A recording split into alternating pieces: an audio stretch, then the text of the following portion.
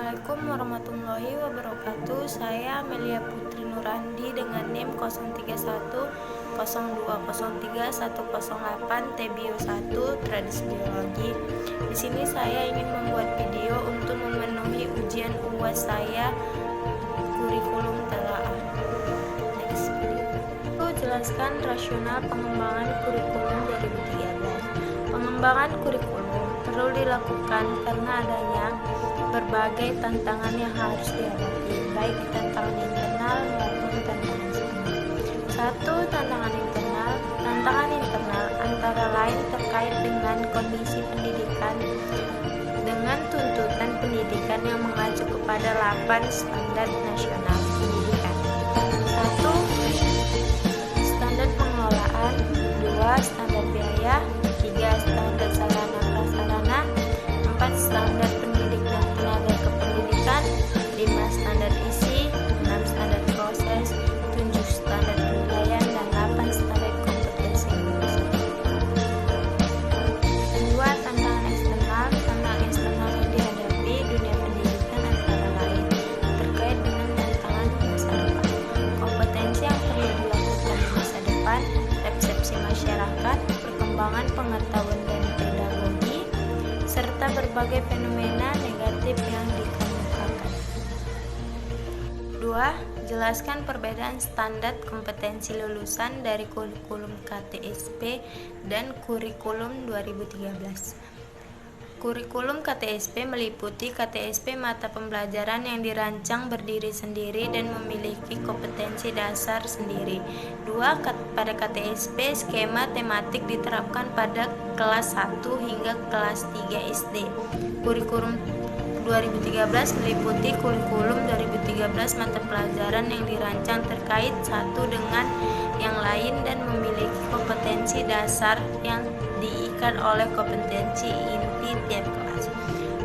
Pada kurikulum 2013, pola tematik terpadu ini diterapkan di kelas 1 hingga kelas 6.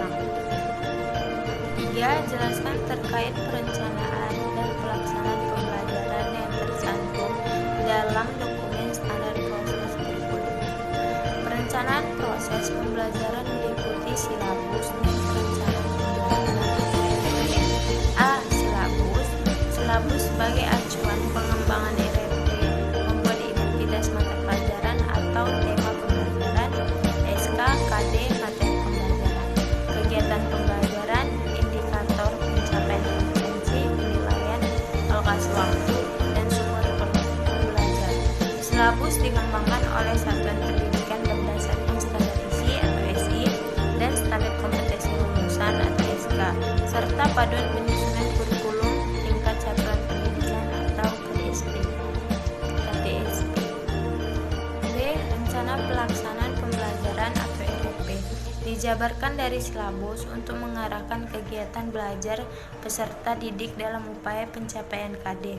Setiap guru pada satuan pendidikan berkewajiban menyusun RRP secara lengkap dan sistematis agar pembelajaran berlangsung secara interaktif, inspiratif, menyenangkan, menantang, memotivasi peserta didik untuk berpartisipasi aktif, serta memberikan ruang yang cukup bagi prakarsa, kreativitas, dan kemandirian sesuai dengan bakat, minat, dan pengembangan peserta didik.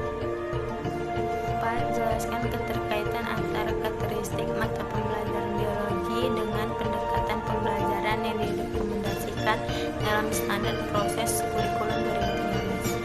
Keterkaitan pembelajaran biologi dengan kurikulum 2013 yaitu perencanaan pembelajaran biologi pada kurikulum 2013 pada semester ganjil tahun ajaran 2019 sampai 2020 mencapai 91,19% termasuk dalam kategori sangat lengkap.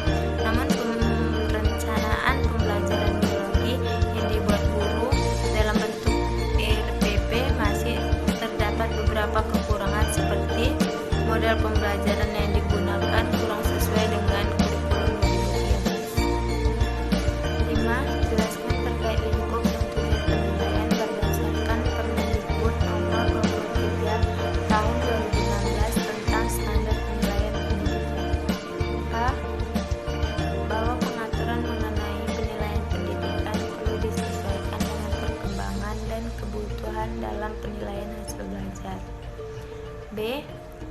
dalam rangka pengendalian mutu penilaian hasil belajar peserta didik oleh pendidik, satuan pendidikan, dan pemerintah perlu menyusun standar penilaian pendidikan. C. Bahwa berdasarkan pertimbangan sebagaimana dimaksud dalam huruf A dan huruf B, perlu menetapkan peraturan Menteri Pendidikan dan Kebudayaan tentang standar penilaian pendidikan. Dan jelaskan perbedaan struktur kurikulum 2013 dengan kurikulum prototype.